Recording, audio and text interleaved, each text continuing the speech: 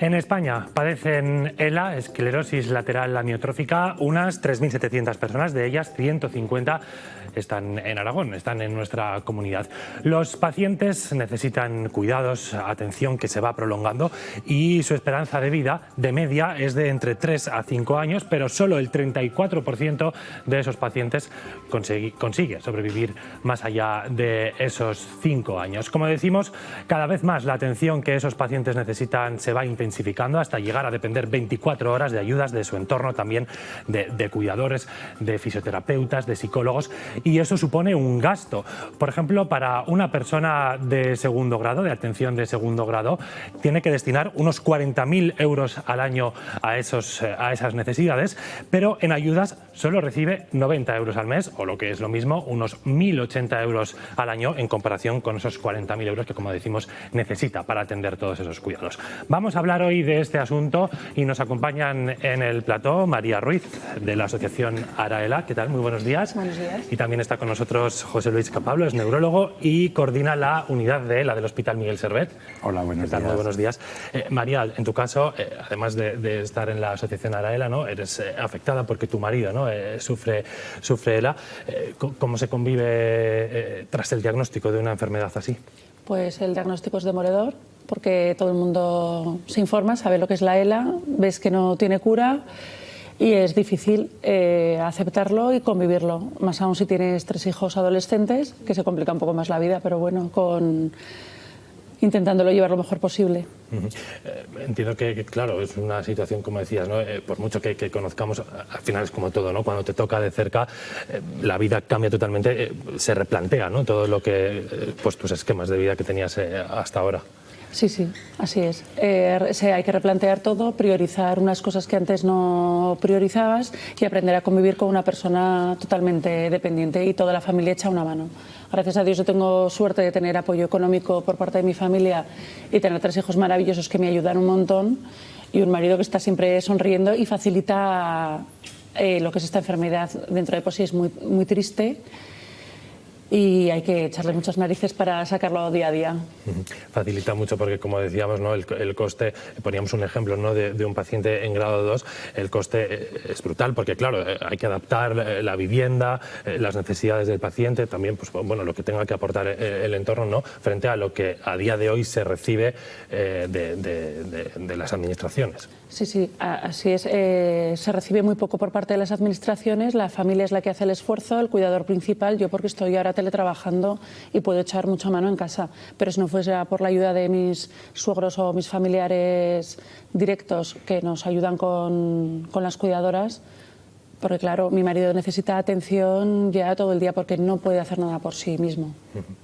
José Luis, la ELA podemos decir que es una enfermedad muy cruel, ¿no?, porque es una enfermedad degenerativa, poco a poco va afectando a la parte física, pero la mente sigue intacta, ¿no?, por eso lo de la crueldad, ¿no?, de sufrirla.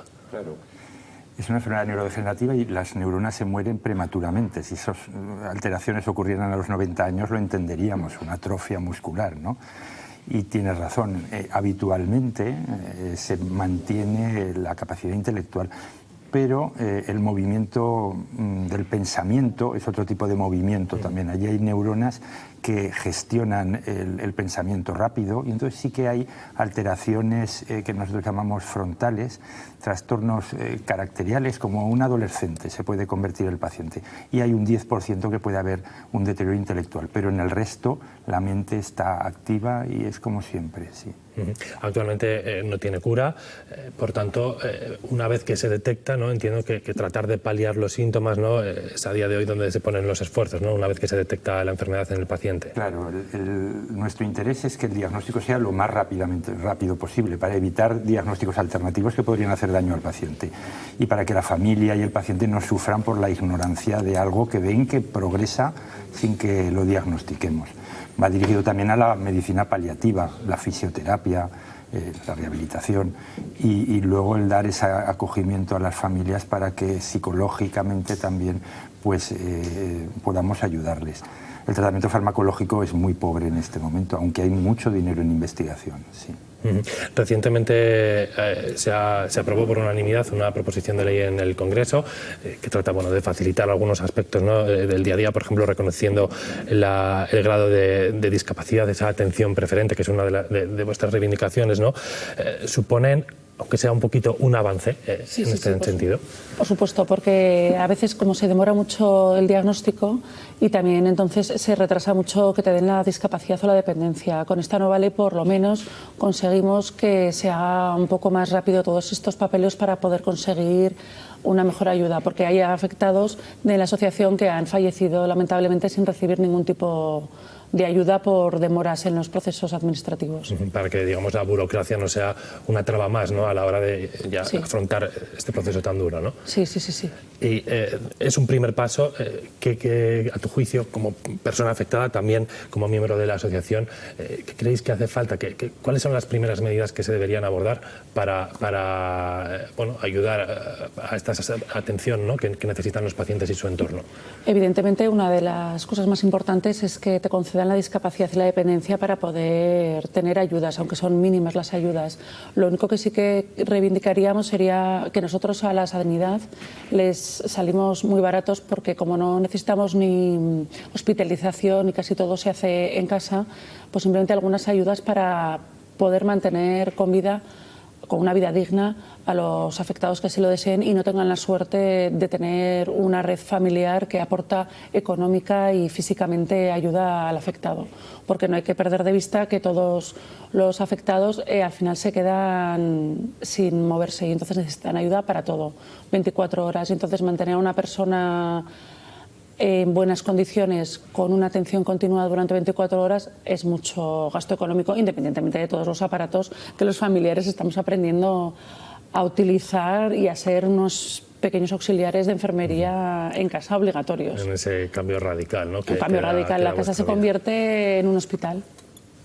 José Luis, hablábamos de la enfermedad, que de momento no tiene cura, pero entiendo que poco a poco va habiendo avances. Uno de ellos, decíamos, cuando llega el diagnóstico, ¿no? Pero hasta que llega el diagnóstico es un proceso muy largo, hasta que se consigue, digamos, dar con lo que está ocurriendo. Fíjate, hay una media que se mantiene a lo largo y ancho del mundo. Es 1 año de retraso en el diagnóstico certero, ¿no? Hay veces que la enfermedad no da la cara desde el principio y te cuesta diagnosticarla, aunque la sospechas. Pero en otras ocasiones la puedes confundir con otras enfermedades más comunes. La progresión de la enfermedad es la que marca al final el diagnóstico.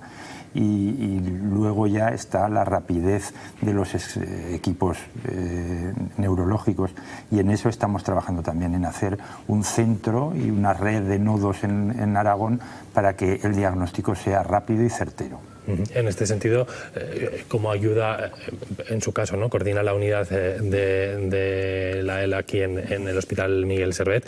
Entiendo que esa creación, ¿no?, que haya unidades específicas centradas en esta enfermedad, es un paso grande, ¿no?, para poder coordinar todo este asunto. Sí, si comparas el efecto del tratamiento y el efecto de las unidades de ELA, te sorprende que tienen el mismo efecto en la supervivencia del paciente.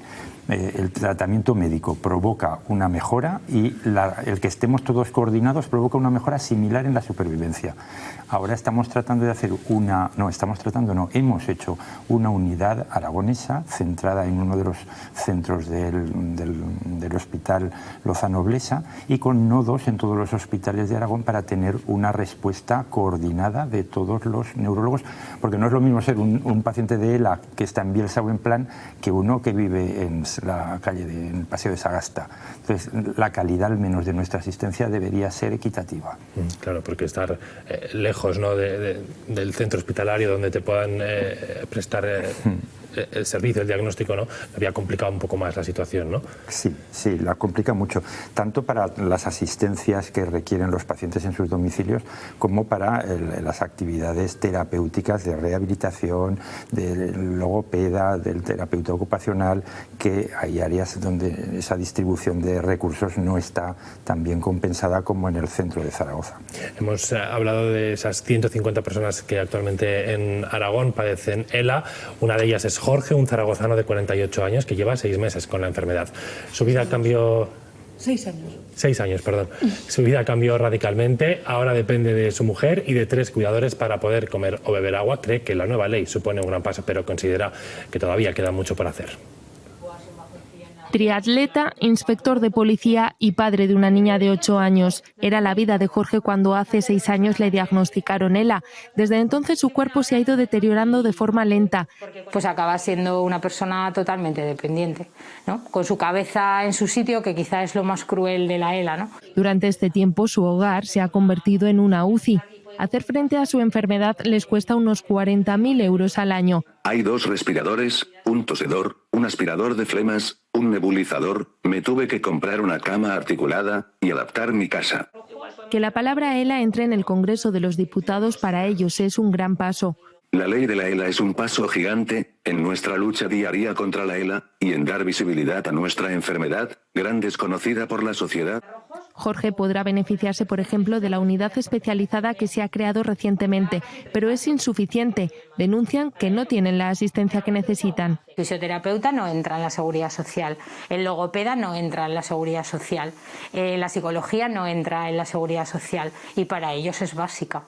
Quieren que su historia sirva para visibilizar la enfermedad y que aquellos que la padezcan en el futuro tengan la oportunidad de tener una vida digna. Que la ELA no es que se lleve por delante al enfermo, es que se lleva por delante pues, a toda la familia, porque es una enfermedad devastadora. Esa es una de las claves, ¿no?, de lo que hablábamos, ¿no? La ELA se lo lleva todo por delante.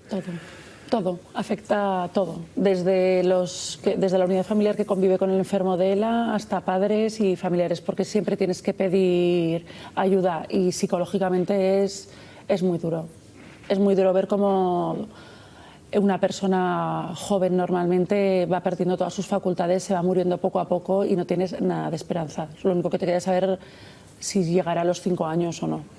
Aquí también veíamos, ¿no?, en este caso, claro, la realidad es esa, y llega un momento en el que el enfermo tiene que estar las 24 horas en casa y necesita unos cuidados, pero luego hay cuidados adicionales, ¿no? Hay cuidados, a lo mejor se requiere un fisioterapeuta para bueno, pues hacer más llevadera la situación, los psicólogos también, ¿no? Por eso ahí incidís también, ¿no?, en la necesidad de prestar atención a esas Las asociaciones intentamos paliar todas las carencias que tiene la Seguridad Social y las administraciones, que no llegan a todo, porque evidentemente la fisioterapia, el logopeda y la psicóloga son 3 piezas fundamentales para la calidad de vida del enfermo y de la familia, porque si le das fisioterapia pues tardan menos en deteriorarse, o por lo menos haces que la progresión sea un poquito más lenta. Con la logopeda lo mismo, y entonces la asociación trata de cubrir esas necesidades que nos gustaría que estuvieran dentro de la seguridad social, que intentaremos seguir luchando, yo creo que todas las asociaciones y todos los enfermos porque eso pase. También el psicólogo para el propio entorno, ¿no? Para que, bueno, en cualquier caso no todo el mundo a lo mejor afronta la situación con la misma fuerza que otra persona, y necesita también esa ayuda el entorno para estar fuerte. Yo creo que el psicólogo lo necesitamos todos, independientemente de la fuerza que tengas, porque es muy duro ver, porque es una enfermedad que siempre va a más, y, o sea, siempre te vas deteriorando más, y cuando ya llegas a una etapa que dices, bueno, ahora tengo que darle la alimentación por PEG, ponerle la sonda para comer, y dices, bueno, ya me he acostumbrado a tener esta línea, pues no, vuelves a empeorar y otra vez te tienes que volver a acostumbrar. Entonces es una lucha continua con pasar las 5 fases del duelo permanentemente, porque es una lucha contra lo inevitable. Veíamos el caso de Jorge, que eran 6 años, y como hemos visto en los datos al inicio, es casi la excepción, ¿no? Porque en cuanto se detecta, la enfermedad va muy rápido. La mayoría de los pacientes van muy rápido, por tus estadísticas ya lo has visto. Tenemos pacientes que llevan 20 años entre nosotros. Es decir, la esclerosis lateral amiotrófica no es una enfermedad única, es como un síndrome, es un conjunto de daños que terminan produciendo una muerte neuronal. Pero esos daños vienen por causas diferentes y con evoluciones diferentes. La mayoría de ellas se nos llevan a los pacientes, como has dicho, entre 3 y 5 años.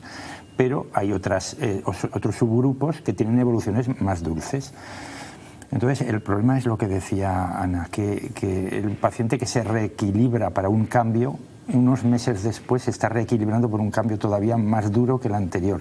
Y llega un momento en que es un territorio flotante, fluido allí, no hay nada donde asentar su equilibrio emocional, su equilibrio físico, el de su familia, y allí es donde es necesario todos los apoyos que en este momento no podemos ofertar. Veíamos el caso de Jorge, que eran 6 años, y como hemos visto en los datos al inicio, es casi la excepción, ¿no? Porque en cuanto se detecta, la enfermedad va muy rápido. de los avances que se han conseguido hasta ahora en la investigación científica. Recientemente ha habido uno, ¿no?, relacionado con una proteína que quizás por ahí podría tirarse, ¿no?, de ese hilo para avanzar en la investigación, en la detección.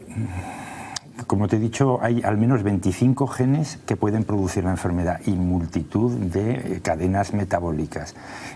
Si solucionamos el problema de un hilo, será para ese subgrupo. Lo primero que tenemos que hacer es conocer los subgrupos. Es decir, cada uno de los enfermos que son diferentes, tenemos que saber por qué, tener un marcador biológico y así poderlos agrupar. Porque el mayor fracaso del tratamiento de la ELA es que utilizamos el mismo medicamento para muchos subgrupos. Es como si tratáramos de curar una pulmonía sin saber el germen y sin dirigir el antibiótico. Curaríamos a un subgrupo, pero no al resto, y no podemos diferenciar los subgrupos. El primer reto es conocer los subgrupos. Una vez que tengamos los subgrupos de enfermedad, podremos analizar cómo manejar el defecto que hay debajo. Sí, tiene razón, hay en estos momentos 2 tratamientos génicos para las 2 formas más comunes de enfermedad genética, que todavía no da no es muy práctico, pero es el camino y la herramienta que se construye para producir esos medicamentos son los que se pueden luego utilizar para profundizar en la mejora y en la eficiencia del tratamiento. Sí. Es decir, uno de estos avances que hay relativos, ¿no?, a esa acumulación anormal de la proteína TDP43, ese sería uno de esos subgrupos que usted se refería. La TDP43 se acumula en prácticamente todos y no sabemos por qué. Es la SOD, la C9ORF72, una serie de alteraciones que terminan en la mayoría produciendo esa alteración. Ahora los tratamientos van dirigidos justo a esas cosas que son en común de la enfermedad, porque las formas particulares es lo difícil de tratar. Hay que hacer sobrevivir al músculo con productos que hacen que el músculo no muera previamente a la neurona, porque hemos visto que los músculos se mueren incluso previamente a que muera la neurona. Hay que hacer sobrevivir al músculo en tratamientos que van dirigidos hacia él. Tratamientos antiinflamatorios dirigidos a la neurona, porque la inflamación participa de la muerte neuronal. Tratamientos que van hacia las lesiones mitocondriales, productoras de energía. Entonces hay una serie de puntos que son comunes para todos los subgrupos y allí están incidiendo los últimos tratamientos. Eso es lo más importante ahora. De hecho, una proteína que está vinculada con otras afecciones neuronales, ¿no?, como por ejemplo puede ser el Alzheimer o el Parkinson, claro, va derivando. La demencia, no el Alzheimer, sino un tipo de demencia, que es la demencia frontal, y que enlaza con ese subgrupo que hablábamos antes, que tienen demencia y ELA, que es un subgrupo pequeño. Sí, desde el punto de vista bioquímico y de investigación es apasionante, pero nos gustaría que esa pasión de investigar se pudiera traducir en una pasión resolutiva de algún fármaco que sea más productivo que los 2 que tenemos o el 1 que tenemos ahora, que aporta poquito. Y en este contexto de la investigación, no sé si hay algún tipo de investigación o de avance en este sentido, si puede haber algún tipo de componente genético o eso todavía está por averiguar. Ese es otro de los problemas que nos enfrenta a veces a un dilema con nuestros pacientes y sus familiares. Investigamos la genética porque la genética en estos casos, aparte de que hay algún subgrupo genético, te decía antes que hay 25 genes. Bueno, de ellos hay algunos que transmiten la enfermedad directamente. Si lo tiene el padre, pues lo va a tener en el 50% el hijo, etcétera, etcétera. Pero hay otros que son simplemente o solo aportan una predisposición. Hay que aclarar a las familias que aunque tengan ese gen, no es obligatorio que los descendientes la tengan, porque una vez que identificas una de estas alteraciones, el problema y el dilema para la familia es convivir con el futuro. Bueno, pues ese futuro puede ser muy halagüeño porque puede ser simplemente un predisponente y no asegura que los descendientes que tienen la mutación vayan a tener la enfermedad. Pero ahí está el problema de comunicación, el problema de identificar bien los genes patógenos claros de los que facilitan la enfermedad. Y allí está el estudio por una parte, porque cada uno de esos genes altera una cadena metabólica y esa cadena metabólica es un objetivo, un target terapéutico para el futuro. Entonces ahí está todo mezclado. María, y decías en este camino también a la visibilización de la enfermedad, ¿no? Es un paso importante para que todos, las administraciones, la sociedad, pongamos el foco, ¿no?, en este problema. Eso ayuda, ¿no?, a todo, ¿no?, a la sensibilización por parte de todos. Sí, por supuesto. Ayuda un montón la visibilidad, el que la ELA esté en el Congreso de los Diputados. Es importante que toda la sociedad sepa que existe una enfermedad, entre muchas, tan cruel que se lleva a tanta gente por por delante nos ayuda, por lo menos nos sentimos más acompañados y pensamos que, bueno, con especialistas como el doctor Capablo realmente nos sentimos muy acompañados y apoyados, y mientras haya gente así yo creo que la cura en algún momento, o por lo menos el mantener la estabilidad del enfermo si no es la cura, yo creo que llegará porque últimamente yo creo que se está dando bastante impulso a las enfermedades neurológicas, y creo que en la neurología se está avanzando, ¿no?, en el campo en general. Sí, el nivel de investigación, sí, pero con cosas muy novedosas. Ahora, gracias a las técnicas de células madre, se crean células madre del paciente, se modifican por la técnica CRISP y se puede hacer casi una medicina, se podrá hacer una medicina a la carta, en la que con las células del paciente se podrán ensayar en esa célula de ese paciente medicamentos a ver si a él le van bien.